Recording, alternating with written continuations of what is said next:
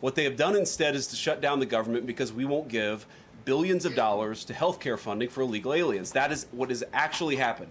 So the president's been posting some images of Leader Jeffries and Senator Schumer I saw recently. You've said that you're interested in good faith negotiations with these leaders, but what message does that send? Is it helpful to post pictures of Leader Jeffries in a sombrero if you're trying to have good faith talks with him?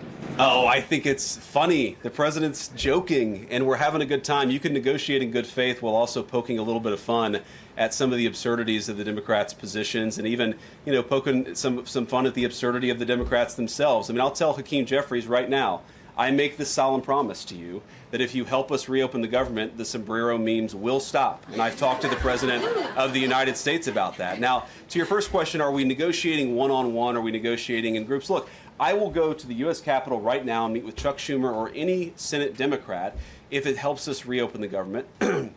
Most of the conversations, in my experience at least, have been one-off. We're also, of course, relying on some of our Senate Republican colleagues who have good relationships across the aisle. We're going to do whatever we have to do is the answer, and I think it's tough to predict what shape this negotiation is going to take over the next few months, but I feel good about the fact that Democrats already realize privately the fundamental irrationality of their position. I hope that they're going to publicly acknowledge it and reopen the government. Vice President.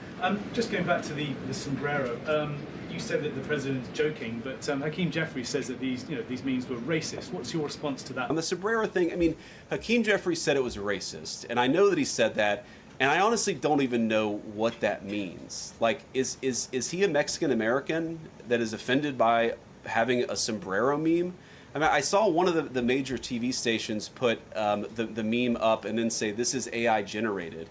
And he had like the curly animated mustache too. It's like, do you really not realize the American people recognize that he did not actually come to the White House wearing a sombrero and a black curly animation mustache? Like, give the country a little bit of credit. We're all trying to do a very important job for the American people. The President of the United States likes to have a little bit of fun when he's doing it, and I think that's okay. I'll take one more question. In every previous shutdown, workers have been furloughed, not laid off. So why does the president want to fire some workers and not just furlough them? Why is this shutdown any different? Well, first of all, we haven't made any final decisions about what we're going to do with certain workers. What we're saying is that we might have to take extraordinary steps, especially the longer this goes on. We're going to have to take extraordinary measures to ensure the people's government operates, again, not perfectly, because it's not going to operate perfectly in the midst of a shutdown, but operate as well as it possibly can. And I think that the Democrats, if they're so worried about the effect this is having on the American people, and they should be, what they should do is reopen the government, not complain about how we respond to the fact that Chuck Schumer and the Democrats have shut down the government in the first place. And the Thank you all. also said he's going to target some benefits, Mr. Vice President.